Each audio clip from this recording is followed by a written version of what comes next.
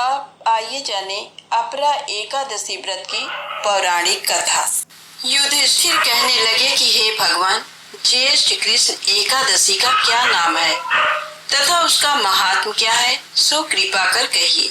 भगवान श्री कृष्ण कहने लगे कि हे राजन, ये एकादशी अचला तथा अपरा दो नामों से जानी जाती है। पुराणों के अनुसार ज्येष्ठ कृष्ण पक्ष की एकादशी अपरा एकादशी है, क्योंकि ये अपार धन देने वाली है। जो मनुष्य इस व्रत को करते हैं वे संसार में प्रसिद्ध हो जाते हैं। इस दिन भगवान त्रिविक्रम की पूजा की जाती है।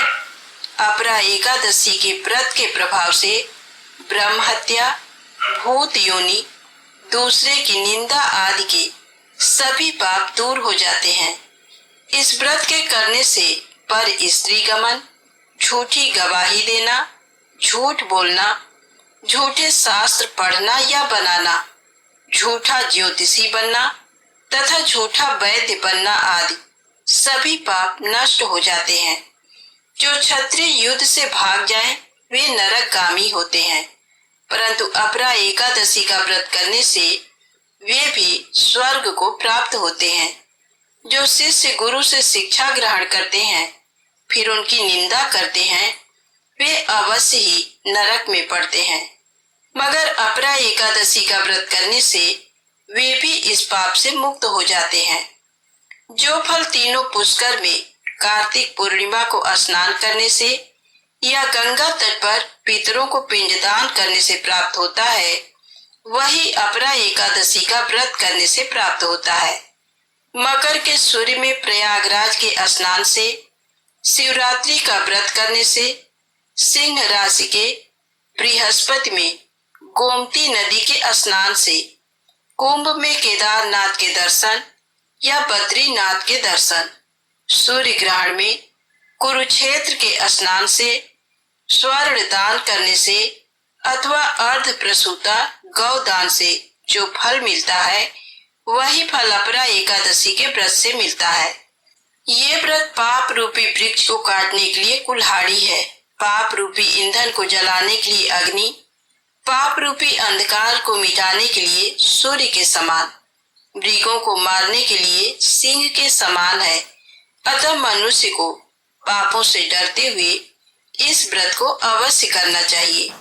अपरा एकादशी का व्रत तथा भगवान का पूजन करने से मनुष्य सब पापों से छूटकर विष्णु लोक को जाता है। इसकी प्रचलित कथा के अनुसार प्राचीन काल में महीध्वज नामक एक धर्मात्मा राजा था। उसका छोटा भाई वज्रध्वज बड़ा ही क्रूर, अधर्मी तथा अन्यायी था। वह अपने बड़े भाई से द्वेष रखता था। उस पापी ने एक दिन रात्रि में अपने बड़े भाई की हत्या करके उसके देह को एक जंगली पीपल के नीचे गाड़ दिया। इस अकाल मृत्यु से राजा प्रेतात्मा के रूप में उसी पीपल पर रहने लगा और अनेक उत्पात करने लगा। एक दिन अचानक धौम्य नामक ऋषि उधर से गुजरे। उन्होंने प्रेत को देखा और तपोबल से उसके अतीत को जान लिया। अपने तपोबल से प्रेत उत्पात का कारण समझा। ऋषि ने प्रसन्न होकर उस प्रेत को पीपल के पेड़ से उतारा तथा परलोक विद्या का उपदेश दिया। दयालु ऋषि ने राजा की प्रेत योनि से मुक्ति के लिए स्वयं ही अपरा एकादशी का व्रत किया और उसे अगति से छुड़ाने को उसका पुण्य प्रेत को अर्पित कर दिया। इस पुण्य के प्रभाव से राजा की प्रेत योनि से मुक्ति हो गई। वह ऋषि को धन्यवाद देता हुआ दिव्य देह धारण कर पुष्पक विमान में बैठकर स्वर्ग को चला गया। हे राजन, ये अपरा एकादशी की कथा मैंने लोक हित के लिए कही है। इसे पढ़ने अथवा सुनने से मनुष्य सब पापों से छूट जाता है।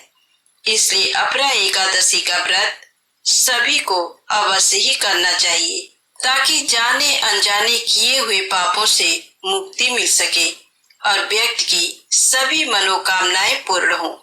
तो प्रेम से बोले, श्री हरि विष्णु भगवान की जय हो।